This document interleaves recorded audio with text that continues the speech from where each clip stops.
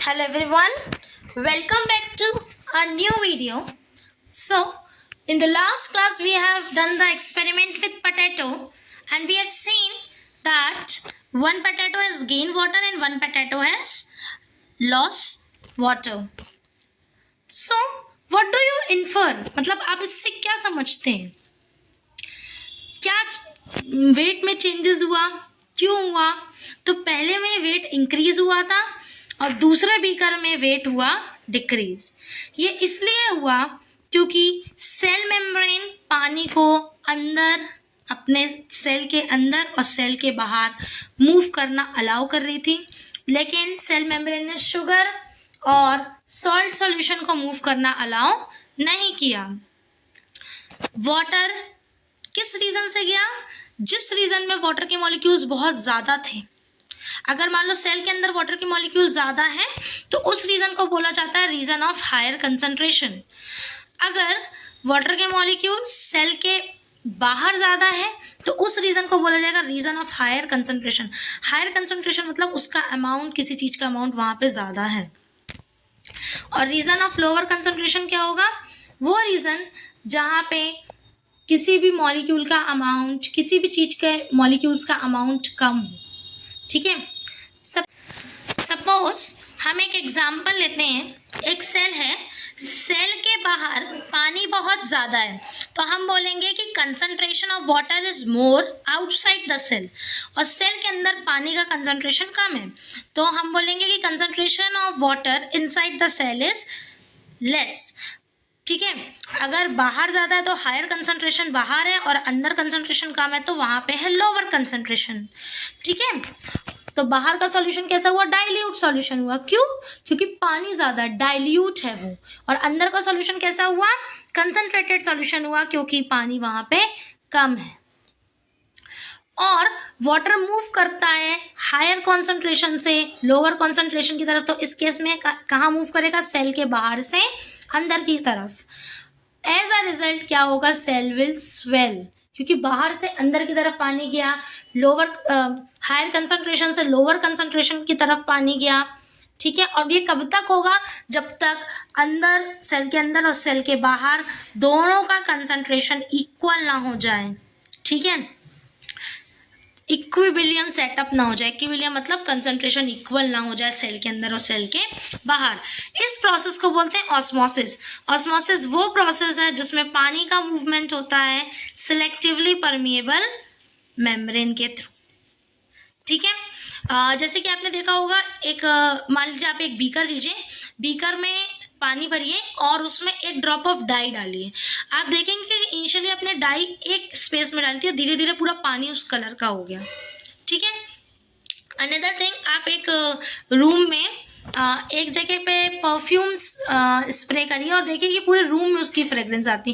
क्यों? क्योंकि एक जगह पे जहाँ पे आपने परफ्यूम को स्प्रे किया था वहाँ पे उसकी स्मेल का कंसंट्रेशन ज़्यादा था, बाकी जगह कम था, तो हायर कंसंट्रेशन से लोअर कंसंट्रेशन की तरफ स्मेल मूव करने लगी। सिमिलरली जो डाई था पानी में, वो एक जहाँ पे आपने उसको ड्रॉपर से ड्रॉप किया था वहाँ पे उसका कंसंट्रेशन ज़्यादा था, बाकी पानी में कम था, तो वो हायर से लोअर की तरफ मूव करने लगा। ठीक है, और ये क्यों होता है? क्योंकि उनके कंसंट्रेशन में ये इंटरमिक्सिंग क्यों हो रही है, ये जो भी हम देख रहे हैं, ये मूवमेंट इसलिए हो रहा है क्योंकि दो जगह के कंसंट्रेशन में डिफरेंस है, दो जगह के नंबर ऑफ मॉलिक्यूल्स में डिफरेंस है। इसको बोला जाता है कंसंट्रेशन ग्रेडियंट। सो अगर हम बोलें तो एक सिंपल टर्म्स में बोल सकते हैं कि the movement of things occur due to the difference in the concentration gradient and it moves from a higher concentration to a lower concentration। तो पानी का मूवमेंट हो रहा है इसलिए हमने ऑस्मोसिस यूज किया। अगर पानी के अलावा और किसी और का मूवमेंट होगा, किसी भी चीज का मूवमेंट होगा बिना सेमी परमेबल मेम्ब्रेन के, हम उस प्रोसेस को डिफ्यूजन बोलेंगे। Diffusion is the movement of particles from a region of higher concentration to a region of lower concentration and this can occur without even a membrane। membrane हो ना हो कोई फर्क नहीं पड़ता, लेकिन ऑस्मोसिस में मेम्ब्रेन का होना बहुत ज़रूरी है। प्लांट में भी जो वाटर एंटर होता है सॉइल से रूट्स में, वो भी ऑस्मोसिस से ही होता है। अगर आप एक सेल को सॉल्ट या शुगर सॉल्यूशन में रखेंगे जिनका कंसंट्रेशन अलग अलग होगा, तो आप ये देखेंगे कि जो सॉल्यूट कंसंट्रेशन है, ठीक है, यहाँ पे आइसोटोनिक में देखिए सेल के बाहर और सेल के अंदर, ठीक है, दोनों तरफ जो कंसंट्रेशन होगा सॉल्यूशन का वो बिल्कुल सेम होगा, मतलब सॉल्ट और पानी बिल्कुल सेम होगा। तो यहाँ पे क्या होगा, जितना वाटर सेल के अंदर मूव करेगा उतना ही वाटर सेल के बाहर मूव करेगा, तो नेट मूवमेंट हो जाएगा अपना 0, तो सेल का साइज रहेगा सेम। अब यहाँ पे देखिए नेक्स्ट सेकेंड केस में जो सॉल्यूट का कंसंट्रेशन सेल के बाहर है वो कम है और पानी का कंसंट्रेशन ज़्यादा है। सेल के अंदर सॉल्यूट का कंसंट्रेशन ज़्यादा है और पानी का कंसंट्रेशन कम। एज अ रिजल्ट जो वाटर है वो सेल के बाहर से सेल के अंदर मूव करेगा। कौन से सॉल्यूशन में? हाइपोटोनिक सॉल्यूशन में। हाइपो और हिप्पो एक से वर्ड लग रहे हैं ना, तो याद रखना हाइपोटोनिक सॉल्यूशन में सेल बन जाएगा हिप्पो, मतलब cell will swell. Hypotonic solution में सेल बन जाएगा हिप्पो, मतलब सेल विल स्वेल।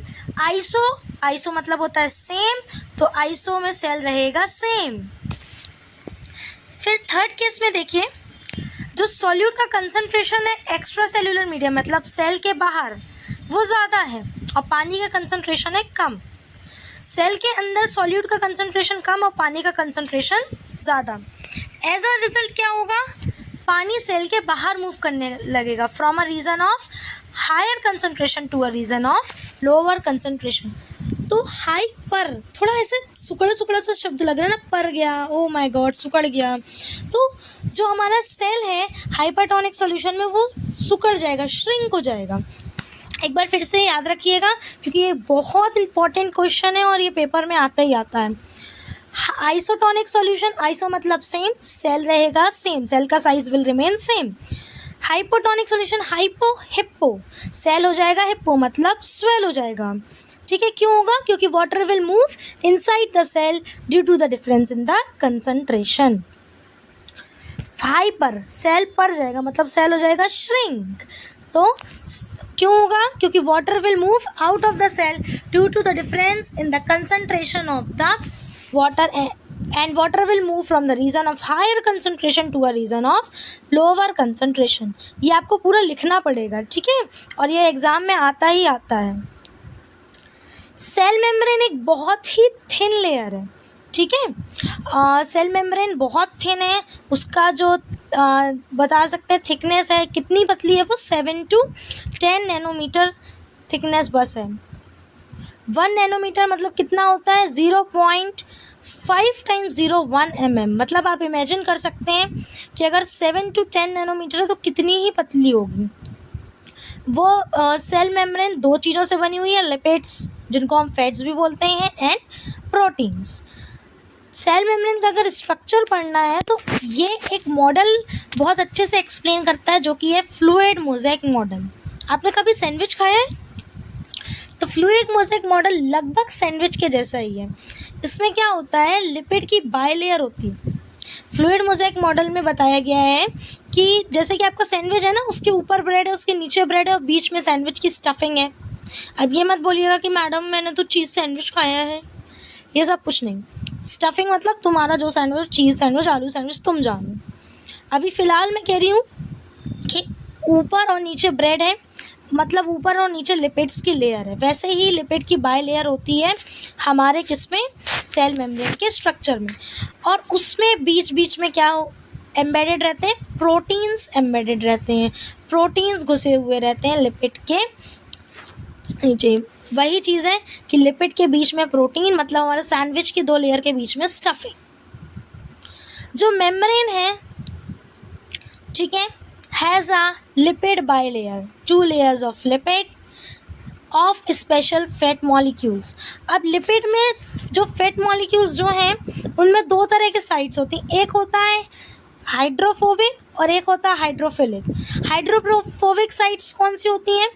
ऐसी साइड्स जो वाटर को डरती हैं, मतलब जो वाटर को पसंद नहीं करती, उनको वाटर से फेयर है। हाइड्रोफिलिक मतलब वाटर लविंग साइड्स, तो ऐसी साइड्स जिनको वाटर पसंद है, ठीक है। तो यहाँ पे साफ लिखा हुआ है 2 layers of special fat molecules with water attracting heads outward. जो हम हेड रीजन होता है फैट मॉलिक्यूल का, वो वाटर अट्रैक्टिंग होता है, वाटर उनको पसंद होता है तो वो बाहर की तरफ होते हैं। और जो टेल रीजन होता है, जैसे कि आप यहाँ पे देख सकते हो, हेड रीजन बाहर की तरफ है, वाटर लविंग है, और जो टेल रीजन है वो अंदर की तरफ है और वो वाटर नॉन लविंग है, ठीक है, वो हाइड्रोफोबिक है। Is it clear? और इसके अंदर आप ये देख सकते हैं कि प्रोटीन एम्बेडेड है, प्रोटीन्स अंदर धसे हुए हैं। इस मॉडल को किसने दिया है? इस मॉडल को दिया है सिंगर एंड निकोलसन ने। मॉलिक्यूल्स साइडवेज मूव कर सकते हैं, इस पूरी लेयर में जो मॉलिक्यूल्स है वो साइड बाय साइड मूव कर सकते हैं, इसलिए इस लेयर को फ्लूइड बोली गई है। प्रोटीन गेटकीपर्स के जैसे काम करते हैं, मतलब प्रोटीन चीज़ों को अंदर बाहर आने में हेल्प करते हैं। Thank you. Stay connected for next page.